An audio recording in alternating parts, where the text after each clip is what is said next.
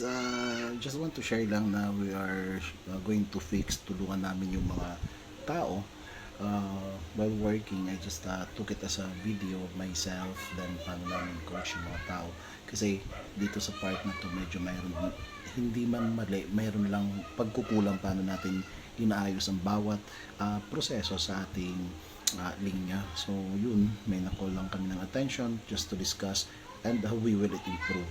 Yung pinakamaganda sa lahat talaga yung very open, and I am happy working with them, to be honest. Happy working with them. Yung masaya ka, paano mo ma-share yung ideas mo, paano mapapaayos ang trabaho. It's very healthy. It's not about toxicity again. Doon tayo sa toxic.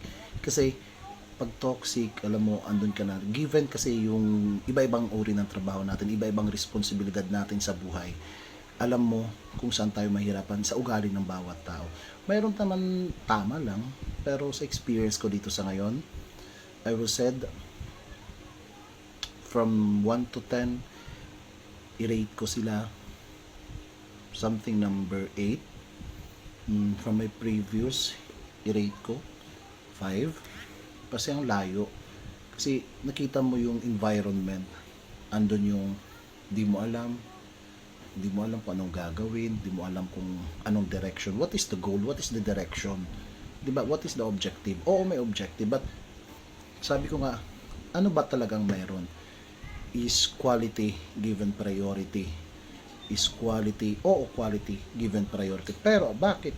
Some part nakikita ba, nararamdaman ba, or hanggang doon lang kasi kailangan lang, pero wala pala, di ba?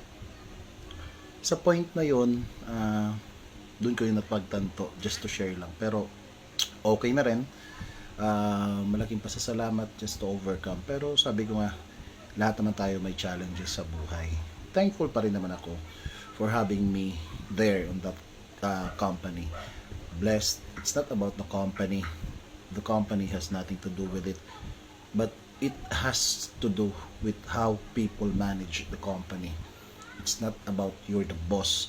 You always think you're the leader, but how it is being done with a strategic plan, with a strategic methods, or paano mo gagawin. Kasi ewan, di ko na feel talaga ngayon kahit andun ng pressure, because andun talaga, pero maririnig mo sa may-ari ng kumpanya, there's a pressure, pero wag ka magpa-pressure.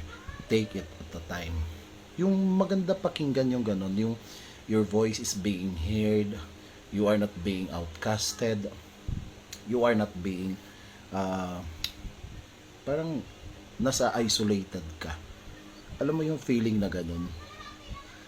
Masarap kasi magtrabaho, hindi yung plastikan.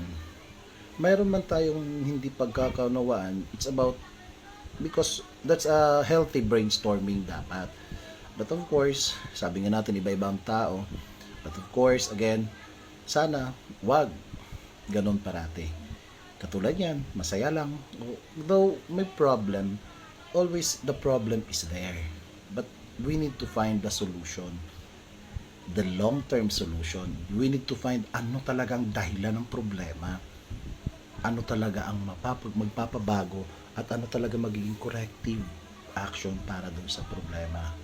Hindi natin kailangan sisihin ng tao, kasi ang unang sagot ko doon, naturuan ba ang tao ng maayos? Next is, na-share ba natin ang tamang proseso? Of course, kaninong pagkukulang yun? Yung humahawak doon sa mga tao. Marami akong nasabi mga kasyala, pero sana lahat ng mga boss, iisa lang sabihin ko, be a leader to your subordinates. Do not be a boss. Kasi iba ang boss, siyang may-ari. Pag tayo, kapwa Pilipino, yung sinasabi nga natin na tayo pa nagsisiran, wag po ganun. Hindi tayo na-asenso. Maraming salamat mga kasyala. Don't forget to like, subscribe, and comments. And still, thank you for the full support. Thank you very much. I love you all. Good evening mga kasyala. Bye-bye.